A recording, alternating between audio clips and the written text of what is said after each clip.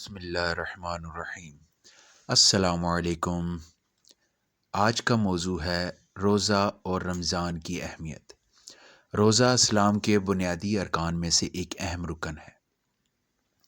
اللہ رب العزت نے فرمایا، اے ایمان والو، تمہارے اوپر روزے فرض کیے گئے ہیں جیسے کہ تم سے پہلی امتوں پر بھی فرض کیے گئے تھے تاکہ تم متقی بن جاؤ۔ سبحان اللہ۔ روزہ گناہوں کی مغفرت کا ذریعہ ہے۔ آپ صلی اللہ علیہ وآلہ وسلم نے فرمایا، جس نے ایمان اور ثواب کی امید کے ساتھ روزہ رکھا اور اس کے گزشتہ سارے گناہ معاف کر دیے جاتے ہیں۔ سبحان اللہ۔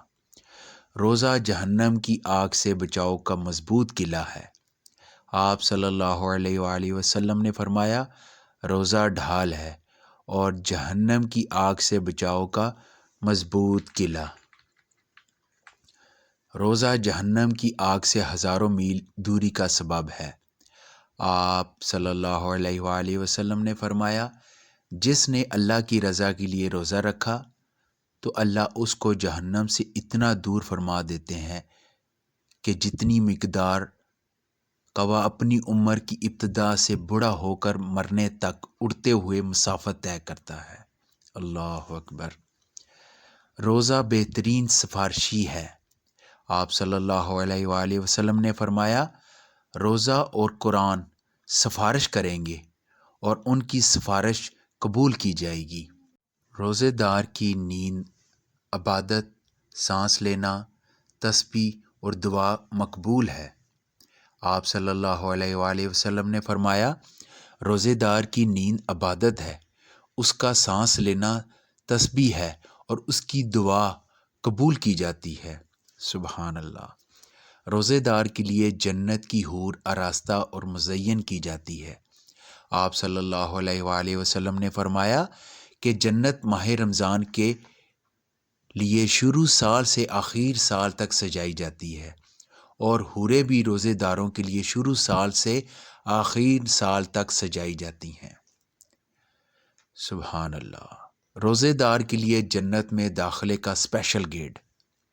آپ صلی اللہ علیہ وآلہ وسلم نے فرمایا، جنت میں ایک دروازہ ایسا ہے، اس کا نام ریان ہے، اور قیامت کے دن اس سے صرف روزے دار داخل ہوں گے۔ کہا جائے گا، روزے دار کہاں ہیں؟ پھر وہ کھڑے ہو جائیں گے، اور جب روزے دار اس دروازے سے داخل ہو جائیں گے تو وہ دروازہ بند کر دیا جائے گا۔ اللہ اکبر۔ جسم کی زکوٰۃ۔ آپ صلی اللہ علیہ وآلہ وسلم نے فرمایا، روزہ جسم کی زکوٰۃ ہے۔ سبحان اللہ۔ تندرستی اور صحت مندی۔ روزہ رکھو، تندرست رہو۔ سبحان اللہ۔ رمضان اور روزے کے فضائل پر قرآن و حدیث میں بیسیوں دلائل موجود ہیں۔ ان سب کا مقصد یہ ہے کہ رمضان کا مہینہ ہمارے لیے حاضر ہو گیا ہے۔ یہ اللہ تعالیٰ کی طرف سے ایک پیکج ہے جس کی مدت بہت محدود ہے۔ جس قدر چاہیں ہم اس سے فائدہ اٹھائیں، اور فائدہ وہی اٹھاتا ہے جو عقل مند ہو۔ اگر آپ اپنے آپ کو عقل مندوں کی فہرست میں شمار کرتے ہیں تو خوب فائدہ اٹھا کر اپنے عقل مند ہونے کا ثبوت دیں۔ حدیث مبارکہ میں ہے، رمضان کی پہلی رات ہی سے شیطانوں اور سرکش جنوں کو قید کر دیا جاتا ہے اور جہنم کے دروازوں کو بند کر دیا جاتا ہے، اور ان میں سے کوئی دروازہ بھی کھلا نہیں رہتا، اور جنت کے دروازوں کو کھول دیا جاتا ہے اور ان میں سے کوئی دروازہ بند نہیں کیا جاتا، اور اللہ کی طرف سے ایک پکارنے والا پکارتا ہے کہ اے خیر کے طلب کرنے والے آگے بڑھ، اور اے شر کے طلب کرنے والے رک جا۔ اور اللہ کی طرف سے دوزخ سے بہت سے لوگ آزاد کیے جاتے ہیں، اور یہ واقعہ رمضان کی ہر رات میں ہوتا ہے۔ سبحان اللہ۔ حضرت ابن عباس رضی اللہ عنہ سے روایت ہے کہ حضور صلی اللہ علیہ وآلہ وسلم نے ارشاد فرمایا کہ بلا شبہ جنت ماہ رمضان کے لیے شروع سال سے آخر تک سجائی جاتی ہے، اور حوریں بھی رمضان کے روزے رکھنے والوں کے لیے شروع سال سے آخر سال تک سجائی جاتی ہیں۔ جب رمضان شریف کا مہینہ شروع ہوتا ہے تو جنت اللہ تعالیٰ سے عرض کرتی ہے کہ اے اللہ، اس مبارک مہینے میں اپنے بندوں میں سے کچھ بندے میرے اندر قیام کرنے والے مقرر فرما دیجئے، جو عبادت کر کے میرے اندر داخل ہو سکیں۔ اور اسی طرح حوریں بھی عرض کرتی ہیں کہ اے اللہ ذوالجلال، اس بابرکت مہینے میں اپنے بندوں میں سے ہمارے واسطے کچھ خاوند مقرر فرما دیجئے۔ سبحان اللہ۔ رمضان آ چکا، آسمان کے دروازے کھول دیے گئے، جنت کے دروازے کھول دیے گئے، رحمت کے دروازے کھول دیے گئے، جہنم کے دروازے بند کر دیے گئے، سرکش شیاطین کی گردنوں میں توق ڈال کر سمندروں میں پھینک دیا گیا۔ رمضان کو رحمت، مغفرت اور بخشش کا ذریعہ بنا دیا گیا۔ چنانچہ حضرت ابو ہریرہ رضی اللہ عنہ کی ایک روایت میں ہے کہ رمضان کا اول حصہ رحمت ہے، اس کا درمیانی حصہ مغفرت ہے، اور اس کا آخری حصہ دوزخ سے آزادی ہے۔ اللہ اکبر۔ ہماری بھرپور کوشش ہونی چاہیے کہ اس ماہ مبارک میں اپنے اللہ کو راضی کر لیں، اپنے گناہوں کی بخشش کروا لیں۔ ایک روایت میں ہے حضور صلی اللہ علیہ وآلہ وسلم ممبر کی طرف تشریف لائے اور اپنے ممبر کے پہلے درجے پر قدم مبارک رکھا تو فرمایا آمین، جب دوسرے پر قدم رکھا تو پھر فرمایا آمین، جب تیسرے پہ قدم رکھا تو پھر فرمایا آمین۔ جب آپ صلی اللہ علیہ وآلہ وسلم خطبے سے فارغ ہو کر نیچے اترے تو صحابہ کرام نے عرض کیا کہ ہم نے آج آپ سے ممبر پر چڑھتے ہوئے ایسی بات سنی ہے جو پہلے کبھی نہیں سنی تھی۔ آپ صلی اللہ علیہ وآلہ وسلم نے فرمایا کیا تم نے بھی یہ وہ بات نہیں سنی ہے؟ ہم نے عرض کیا جی، تو آپ نے صلی اللہ علیہ وآلہ وسلم نے ارشاد فرمایا کہ اس وقت جبرائیل علیہ السلام میرے سامنے آئے تھے۔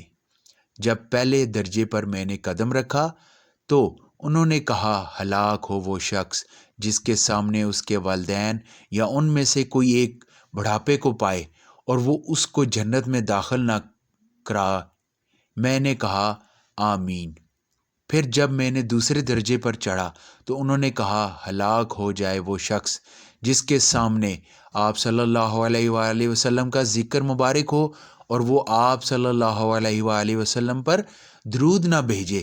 میں نے کہا آمین۔ پھر انہوں نے کہا کہ ہلاک ہو جائے وہ شخص جس نے رمضان مبارک کا مہینہ پایا پھر بھی اس کی مغفرت نہ ہوئی۔ میں نے کہا آمین۔ اللہ اکبر۔ تو بھائیو، اس بددعا کی قبولیت میں کسی کو شک ہو سکتا ہے؟ لہٰذا اس حدیث کو ہر وقت سامنے رکھیے اور یہ خیال رہے کہ اس بددعا میں ہم داخل نہ ہو جائیں، جبکہ روزہ رکھنے سے آدمی اللہ کا محبوب بن جاتا ہے، اور روزے دار کے منہ کی بو جو معدے کے خالی ہونے کی وجہ سے پیدا ہوتی ہے، اللہ کے نزدیک مشک کی خوشبو سے زیادہ پاکیزہ اور پسندیدہ ہے۔ سبحان اللہ۔ روزے کا صلہ اللہ ذوالجلال خود دیتے ہیں۔ چنانچہ ایک روایت میں ہے کہ اللہ ذوالجلال فرماتے ہیں کہ روزہ خاص میرے لیے ہے اور میں ہی اس کا بدلہ دوں گا۔ دوسری روایت کے مطابق اللہ فرماتے ہیں کہ روزے کا بدلہ میں خود ہوں۔ اسی محبت کی وجہ سے فرمایا کہ روزے دار کے منہ کی بدبو اللہ کے ہاں مشک سے زیادہ پسندیدہ ہے، اور یہ محبت ہی تو ہے کہ محبوب کو محب سے ملاقات میں مزہ آتا ہے۔ فرمایا کہ روزے دار کو اپنے رب سے ملاقات کے وقت فراحت ملے گی۔ سبحان اللہ۔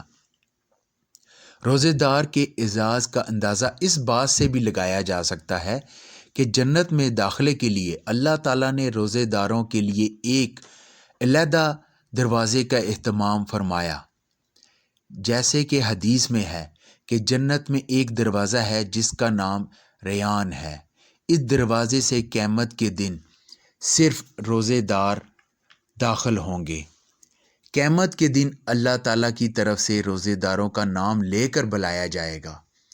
وہ اس دعوت پر کھڑے ہوں گے اور ان کے علاوہ کوئی اور اس دروازے سے داخل نہ ہوگا۔ سبحان اللہ۔ آج میں نے آپ سے روزہ اور رمضان کی اہمیت کے متعلق معلومات دی ہے۔ اللہ تعالیٰ مجھے اور آپ کو ان باتوں پر عمل کرنے کی توفیق عطا فرمائے، آمین۔ مجھے اپنی دعاؤں میں یاد رکھیے گا۔ اللہ حافظ۔